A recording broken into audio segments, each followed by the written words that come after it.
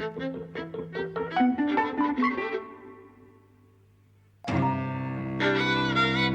and welcome to Who's Dropping at the Movies. I'm Mike. And I'm Jose. And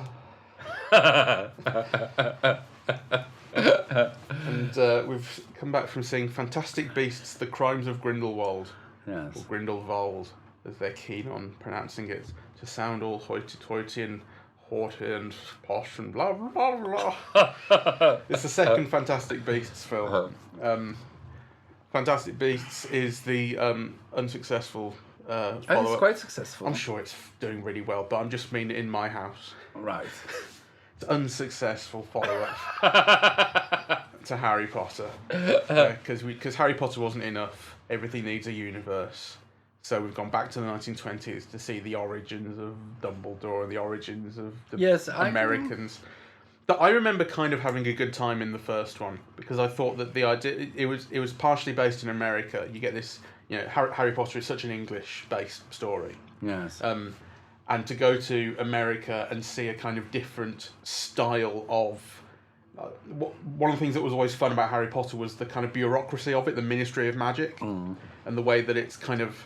the way that there's like legalese and sort of bureaucracy around things. And to go to America and see a sort of slightly different style of it, and style of wizards and wizardry and that sort of thing, was kind of fun. And this has some of those charms too, but it's just bogged down in mad plot convolutions. The storytelling's awful. Yeah. So actually, there are many things that I like about the film very much. I do like the kind of fictional world it constructs. I do like the whole thing with the animals. I like the appearance of Dumbledore in a younger guise. Dumbledore in a younger guise, and I like that it's Jude Law. It has actors that I really like seeing. It also has, I don't know, you feel that there's a deliberation to be more representative. So, for example, I really like that it's a multiracial cast. There are still hierarchies within it, really. All the people who have the most to do and say in them are all white. But nonetheless, at least they've made an effort to kind of get other people in. So I like that very much. And I love the fact that, they make Dumbledore and Grindelwald lovers. It's very much implied, right? That kind of, they have a blood pact because, they were once in love. It's much more, he says you were like brothers, and he says, oh, much more than that. And so it's kind of hinted at, but at the same time it's made central, and so I loved seeing that. Well, there was that famous thing of J.K. Rowling, once all the books had come out, the Harry Potter books, saying, oh, by the way, Dumbledore's gay. And everyone went, oh, isn't it wonderful and progressive? And it's like, but you didn't actually go to any effort to demonstrate that in the books. You can't just say that he's gay. But then if actually there is some effort now to talk about this in his past, then that's interesting. I appreciate it. And it is interesting. I wanted to pick up on Jude Law particularly because I think he's fantastic. He's fantastic. So he plays Dumbledore in his younger years. Obviously, Dumbledore in Harry Potter, in the Harry Potter films, is in his very, very old age. He was played by Richard Harris. Then Richard Harris died, and then Michael Gambon. Yes. It's kind of long. It's sort of what you think of as wizards. Old, bearded, very kind of avuncular. And Jude Law in this is I'd say equally avuncular, but in a slightly different way. Yeah. He's that kind of model of like the great teacher that you always remember having at school, who kind of let you doss around a little bit and kind of respected you as a person, treated you as a little bit as an adult. Of course, the reason that those teachers could do that was because the other teachers were treating you like kids, and like if every teacher treated you like that, it wouldn't work. But he kind of has everybody's respect, and he's clearly very wise, and he's obviously this kind of powerful wizard. He has such presence and kind of control. His entrance is great. It's a shot from the trailer where he meets Eddie Redmayne's Newt upon a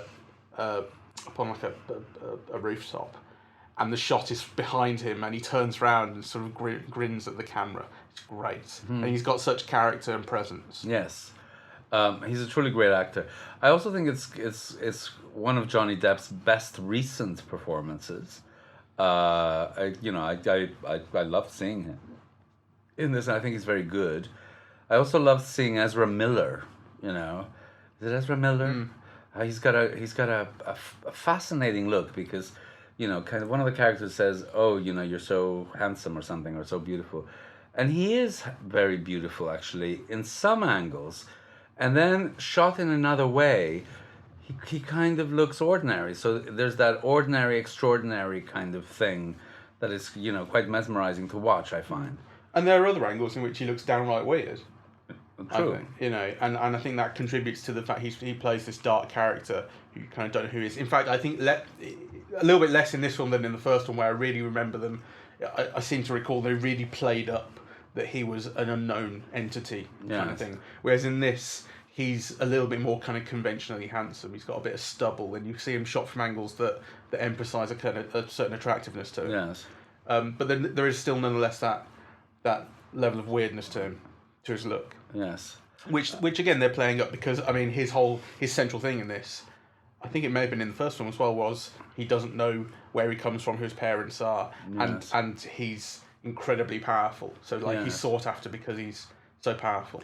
One of the things that I didn't like, well, one of many things that I didn't like in this film was actually the narrative structure of, you know, taking you somewhere and then having a flashback and taking you somewhere else and then having a flashback and then taking you somewhere else and then having a flashback and sometimes a flashback within a flashback, right? And it just seemed like it's such convoluted.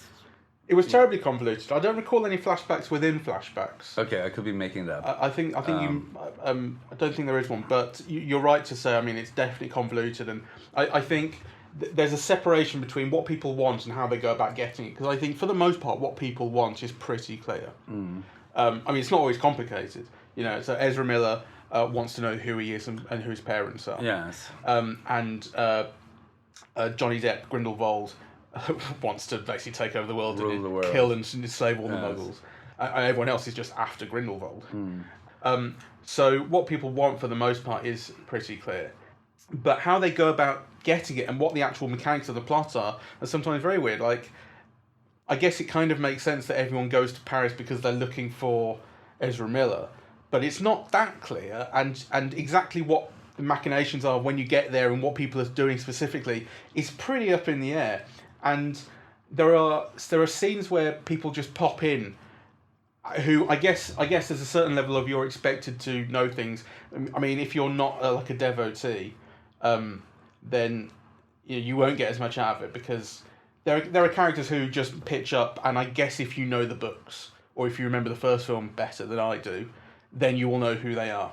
So the film doesn't go to great pains to really introduce people that much. I mean, the central character of Newt, Eddie Redmayne, I can't remember why he's the central figure, really. I guess from the first film, I seem to recall he was... I mean, he's basically a zoologist, right? He's not a superhero. He's a zoologist, and he has a bunch of animals, and he kind of gets wound up into an adventure in the first film, as I recall it. So that kind of is fine. But in this film, like, they go after him to say, you're the only guy who can help us, and you don't really understand why he is. Well, I mean, to me, it kind of made sense. So the two character traits that he's given is that he loves all the beasts. Like, he loves people and things that other people are scared of or don't find lovable. You know, and a lot of those beasts have extraordinary power. So aside from his own power as a wizard, you know, there's the power he can command through the beasts he's befriended. And then the other major character trait that he's given is that he won't take sides on this political war for power, which revolves around Muggles, right? So it revolves around, you know, how Muggles are treated. So, you know, do you have this peaceful coexistence between different peoples, or do you let one, through their superior power, overrun everyone else? And at the beginning of the film, he says he won't take sides. At the end of the film, he does. So... Yeah, I don't buy it though, really. I mean, like, he's not... I mean, the thing about the beasts is no one says, like, we need you because, you know, the beasts are useful. for instance. They don't. The only convincing argument that's given for why he is the man for the job is when Dumbledore says to him, you don't care about sides, you only care about what's right. That's right. But I don't really buy that, to be honest. There are so many more people more qualified than he is. I mean, all the auras that they've got, all the guys whose job it is to hunt down bad guys, like, just let them do their jobs. I don't. Then you have no movie. Yeah, exactly. I mean, exactly. But then, but when you do it, you've got a really lame sort of hook to hang things on, because I don't get why he's there most of the time. Well, no, honest. I do, because actually he does use all the animals. Yeah, no, that's just, yeah, he does use all the fantastic beasts. Yeah, but that's not why they wanted him. They didn't get him because they go, oh, by the way, make sure you use your animals. They're really useful. That's just his thing. It's like, you wouldn't get fucking Diane Fossey to go and hunt down Osama bin Laden. That's basically what they're asking. Couldn't command the gorillas in the same way. That's basically what they're asking. But I guess you accept that because that's just, he's there from the first one. You carry on. The thing about storytelling one of the things about storytelling that I disliked an awful amount was that a lot of scenes just you jump into really, really spontaneously. Like the scene I'm really particularly thinking of is the revelation scene in Père Lachaise, where Ezra Miller is told by I forget the guy's name, Yusuf, I think, the black guy. Yes. Where he comes from and who his family is. Yes. And it's this scene that is like, this is the point of Ezra Miller's part in the story. This is him being told, this is where you come from. Of course, it turns out that it's not actually that simple. Yeah. But this is a climax. And the scene there's no kind of particular build-up to it. You jump into the scene and it's like they've started it without you even... Like, your characters, Eddie Redmayne and his mates, walk into this scene while it's already happening. It's weird. Weird editing. I don't like the way things are shot. I don't like the way things look, and I don't like the way that things are dramatized. So, so for example, in terms of the way that things are dramatized, the example of, the avowal of love or affection between the Eddie Redmayne character and, I forget what her name is, the Aurora. Tina? Tina. All the fumbling about, and you think, this scene is never going to end. I mean, it's going to happen, right? Like, he's going to say, I like you, and I'm not engaged to the other person. That was a mistake. You're the one I like. And they take, like, what seems half an hour to get there. They put mind you, I quite liked some of that. I liked when he said, I'm not allowed to say what your eyes look like because he thinks her eyes look like salamander's eyes. Yes. And then the American chap, the Muggle, has said, don't you ever say anything about salamanders. That's weird. No, you must admit that scene takes too long, and the thing is that the audience is ahead of the film. That is true. So the audience so I think that's a lot of flab there. It could have been done very differently. I don't think there's a single part of the film where the audience isn't ahead, though. Well, I mean, that is. I suppose. Tell me something apart from apart from the blood pact thing between Dumbledore and Grindelwald. What couldn't you really predict? Oh, and the nonsense about the guy being under the love spell. Yeah, well, that I could have predicted, and as soon as they began having like these fuzzy point of view shots, you kind of knew. Yeah, but I mean, like ahead of time. So. Else. But I think because on the one hand, the film is confusing. It's very, it's not easy to keep all of the strands kind of going, right? So. You can't argue that you're ahead of the film at all times and then say, well, I don't know what the hell's going on. Right? Well, what I mean is, I think you're ahead in terms of like the thrust of things, kind of generally speaking, who the good guys are and where the bad guys are and how they're roughly speaking going to interact and the kind of hook that the film's going to be left on for the sequel. Like, I'm ahead of all of that, but I mean, you're right in terms of the details, hugely confusing. Yeah, and also I didn't like the way that the fictional world is both depicted and shown to us. So, for example, when you first arrive in Paris and there's like the circus thing, and there's meant to be all these marvelous things of people floating in air. I wanted to look at them, right? I wanted the film to say, isn't this marvelous, and show it to you, right? Whereas actually, you have one person floating in a bubble, and before you know it, there are 15 people floating in 15 bubbles in this kind of, a long shot, right? And you think like, I mean, if you're going to all this trouble and expense of doing something that's meant to wow the audience, wow them, right? Whereas actually, A, it doesn't wow, and B, you deflect attention from it almost immediately, right? So I think all of those things should have been done better. Maybe do fewer, do them better, and allow it to sink in with the audience. The same goes for the Fantastic Beasts. I mean, you know, you're meant to be wowed by them, right? And they just look like not very well done, or not, well done is the wrong word, but it doesn't feel like fully textured animation. You know what you want? You want these animals to give, you know, to have a greater impression that they're not just cartoons, and they look very thin and drawn, you know. So, and actually, I think how that also applies to the whole film. You know, there was something gray and thin about the whole look of the film that we saw today that I thought was kind of a disappointment, really.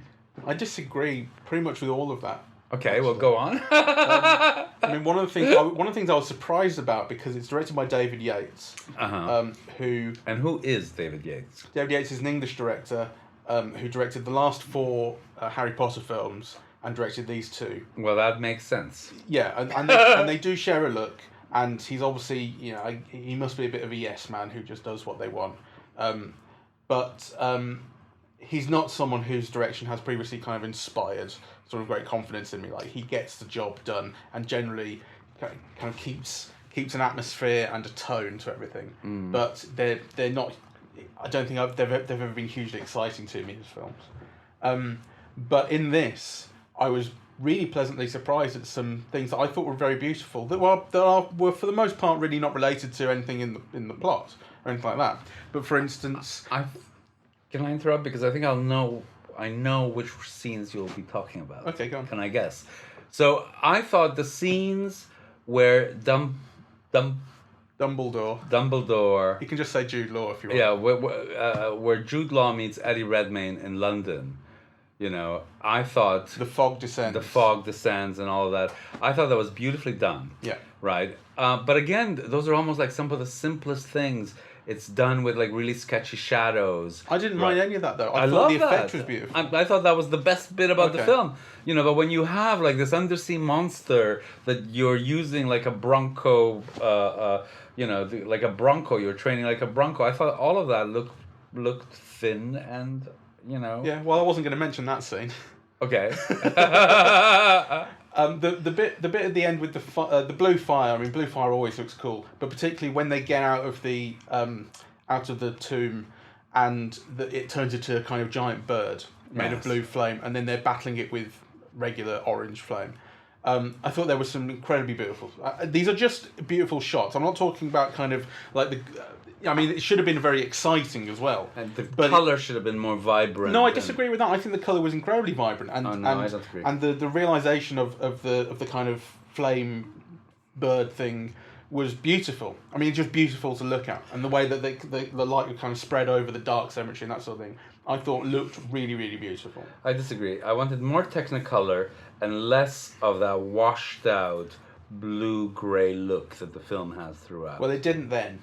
It does at times. I mean, you know, when they go to Hogwarts and they meet on the bridge, for instance, boring. You know, but there are moments of kind of quite lucid, sort of fluid, sort of almost poetic, dreamlike imagery. The thing with the boggart, and that I forget the girl's name, but her fear is the memory of the child that she inadvertently drowned. Yes, I thought that was nice. And when she kind of recalls that, it comes down from the ceiling as though it's there. Yeah, that's very poetic. Yeah, and so it has moments. This is my point, right? The film has moments, and it has quite a few moments. I mean, I could definitely like watch a kind of cut of those shots, because I think there are some really beautiful things to look at times.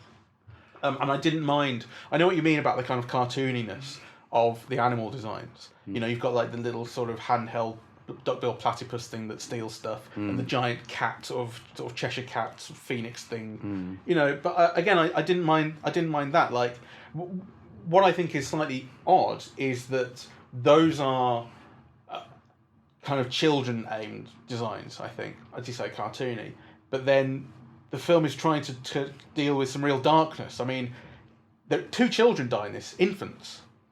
You know, there's the one right at the start that's murdered by Grindelwald's henchmen. Yes, I forgot. Right, you don't see that, but it's off screen. You know I remember. And then, of course, you have the one who what's her face inadvertently killed. That's incredibly dark for an allegedly family-friendly film.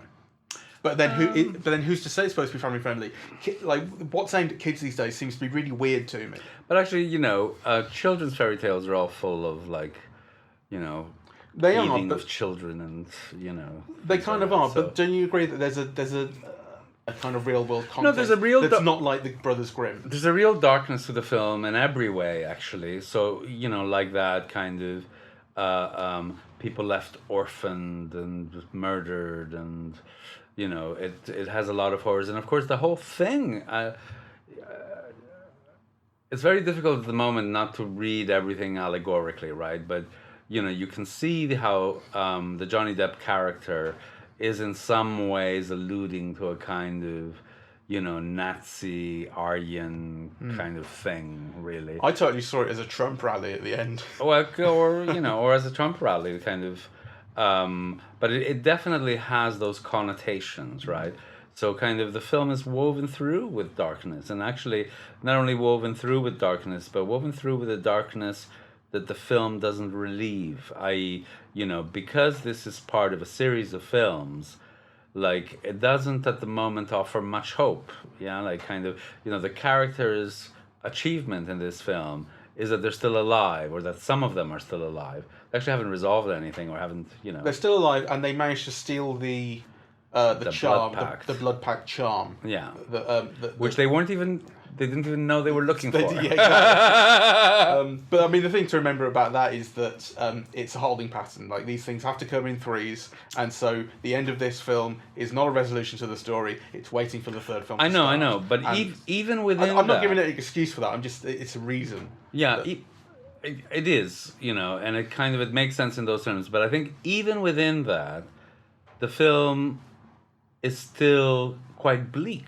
So you could have arranged the narrative so at least they would have solved part of the puzzle, or they could have had a moment of triumph at resolving one bit of it, even whilst they were, you know, reassembling their forces for the battle to come. But no, this is like kind of, you know, it feels very bleak. It feels like they haven't resolved anything, that the only thing they've achieved is that they're still all alive. They've lost a lot of loved ones, you know, and kind of they come back with something that they then find out is a blood pact and might lead to something else. But actually, what they, you know, the only thing that they can look upon as a partial success is that some of them are still alive and on their side. Because the other thing is that Grindelwald takes some of them. He says, "Come into this circle of flame, and then you'll be mine." And and of course, some of them do.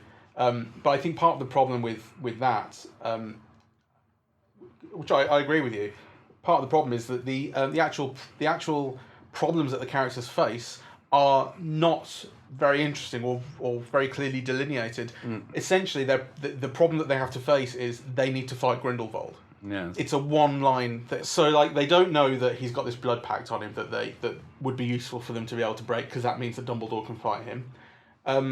They don't really know much about Ezra Miller's character. They just kind of have generally got a sense that he's someone they need to keep away from Grindelwald, maybe. So everything's very, very vague. They're just going off to Paris to sort of investigate things. Yes. And so the fact that they don't really seem to make any progress is... I mean, if anything, it would be kind of worse if they had very specific goals that they knew they need to accomplish and then still failed to, because it'd be like, look at the number of things that we failed to do, whereas what they failed to do in this is just one thing, which is fight Grindelwald. Well, I don't know. I mean, I thought, again, you know, because we've just gone to see a film, so whether it's part of a whole series of 5 films or 3 films or whatever it is, the fact is that we've seen one, and we, you know, well, actually we saw the other one, but I can't remember anything about the first one. So, but in terms of watching this one, I thought, part of the reason why I thought the storytelling is bad, because I'm not sure what some characters are doing there. I thought, for example, you could have lost huge chunks of it and really not lost much. So, for example, all the backstory of Lita Lestrange and all of the flashbacks to her youth and how she was at Hogwarts and all of that, I don't think you get anything from it. Well, it definitely seems to be setting things up that are intended to pay off in future films. Yeah, well, they certainly don't pay off in this one. Yeah. And she's ostensibly killed in this one. It just gets wheels spinning. You know. And also, I thought that for this one, the relationship between the human and, the... creatures. No. Kind of the central couple, like the couple that come from New York, and she's a witch. Oh, the muggle and the wizard. Yeah. I mean, you could have lost all of that in this film and not lost anything, really. I mean, they do that to bring him back, basically, because he was fun in the first film. Yeah. And I think he's kind of fun in this as well. He's got less to do. But the way they bring him back was really, really weird, because they just... The two of them show up at Newt's place, and he's supposed to have... They did this memory thing on him that's supposed to wipe out all the memories of Muggles, so they don't remember anything wizardy happening. And then they kind of get around that by saying... but I didn't forget everything because it only wipes out bad memories, and I had loads of good memories of it, which is nice. Uh-huh. So he still knows what's going on, the American chap. But he's got this love spell on him, which, I mean, I didn't know how you would take that specifically, because I hated it. I hated it. I hated it. I thought you might find it romantic. No, I mean, basically, it's a kind of rape. That's what I thought. And I thought that when I said it was like rape, I thought you would say, no, it's romantic, she loves him. No, I kind of... So maybe I'm not giving you the credit you deserve. No, I mean, as soon as you deny anyone consent, as soon as they can't say yes or no, it's a kind of rape. Which is basically... It's not a bad thing necessarily that the film depicts that, but it's then what happens is the film tries to kind of cast the woman who placed this love spell on him as kind of a victim. She says, but I only wanted, I want what everyone else has. I want a family and kids, and I want a man to love me. And it's like, but you don't get to do that. I don't understand how the film is trying to make her the victim in this. Yeah. But it's clearly him. I didn't like the character, and actually I didn't like the playing of the character either. The man or the woman, or both? The woman, yeah. That kind of ditzy flappery, it was such a confused conceptualization of the character, really. Yeah, I agree. So I'll tell you another couple of shots I liked. Okay. I liked the black sort of cloth being draped over Paris when Grindelwald is kind of gathering all the baddies. Remember, and it's like Inception almost. Like you get these shots of buildings in Paris and just these huge black cloths being draped over them. I thought that was kind of the thing about some of those things in the film is that I like the conceptualization more than the execution. So actually I think that the film has like fantastic set design and so on and so forth, right? But I just kind of don't think it's visualized for the audience very well, and I think there's something about the color grading that I just don't like. And actually, again, I don't know if this is just the way that things are being projected at Cineworld, because... No, it's definitely David Yates. Yeah. It's his style. I agree with some of that, but like I said, I think there are exceptions. Well, I think this is a film... What about where Grindelwald and the one baddie meet in the tunnel and they're in silhouette? I thought that was great. I thought that was really, really beautifully shot. Yes. I think it has a lot of moments like that, and you could see... how the design people and the costuming people and so on have done great jobs.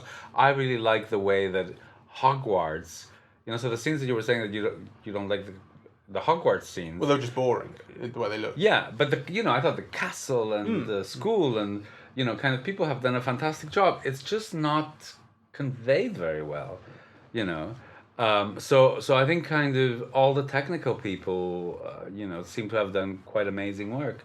And actually, I think maybe the one thing that we also need to discuss is Redmayne, because I find him extremely annoying, right? He said that in the first film as well.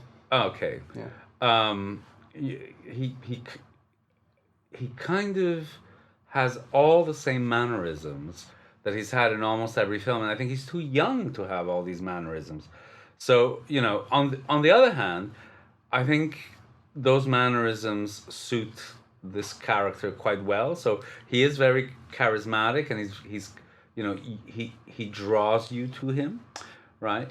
And I just think that that's an interesting contradiction, because really, he's kind of doing the same thing that I normally dislike him for, but it kind of, I find that even as I don't like it, it kind of draws me in. There's something charismatic about it. It fits in this because he's basically playing a character who is sort of socially inept and near enough autistic in a way, like a bit obsessive, and that thing of getting on with animals better than humans. There's a thing about eye contact in this and the last film where, eye contact he makes with humans is very, very rare, but with animals he gets on with them,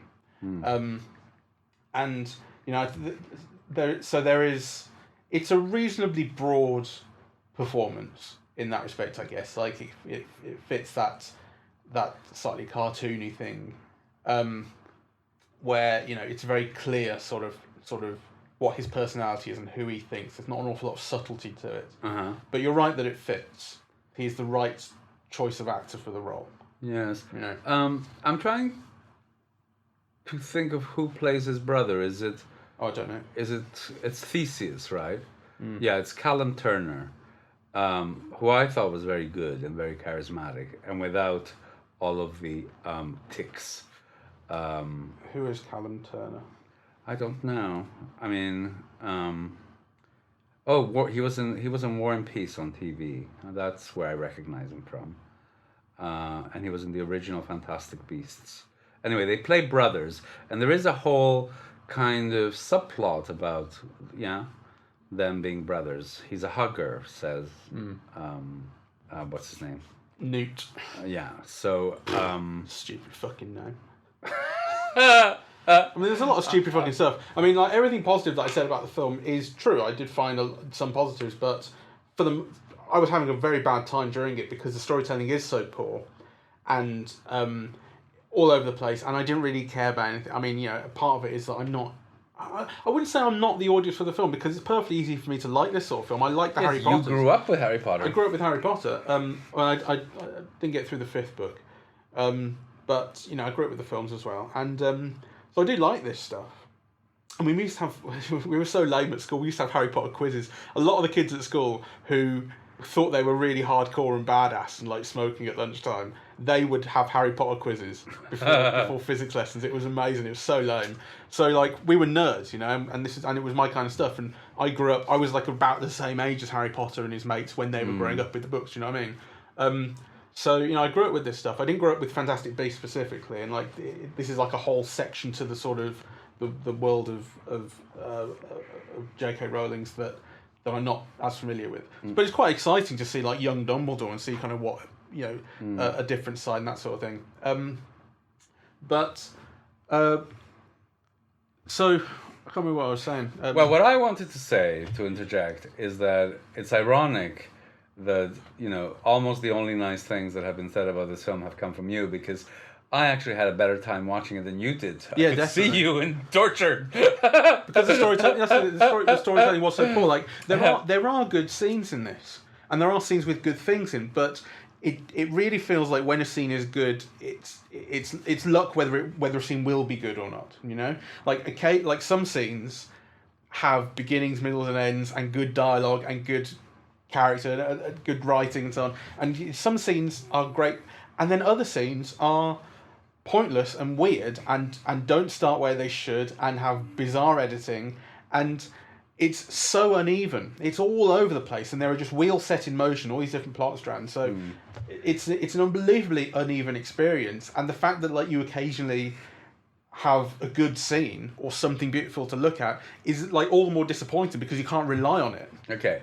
All that said, and last question, would you go see the sequel? Yeah, I'll see the third one, won't I? Yeah, me too. But not, but not because I'm hugely invested in the story. Like the reason I would see the Harry Potter films was because I did want to see how the story played out. I don't care how the story plays out. I mean, I know that like Grindelwald's going to be defeated. For instance, it's just bloody obvious. Like generally speaking, what things are going to happen to get Grindelwald defeated. Things are generally pretty obvious. It's going one way, but like I say, it's those sort of visual pleasures that the film has that are not that rare, that's what I'd be keen to see more of. That's what I'd hope to see more of in the next film. Yeah, so if you're going to, if you expect that you will want to see the next film, which I, who didn't like this very much, still want to see the next film, then you kind of have to see this one. So, but be warned, it's really not very good. Yeah, and you will have to look up the plot on Wikipedia afterwards. And it may not be right. So, thank you very much for listening. We're eavesdropping at the movies. We're on iTunes, SoundCloud, YouTube, and Twitter and Facebook, and eavesdroppingatthemovies.com. Thank you very much.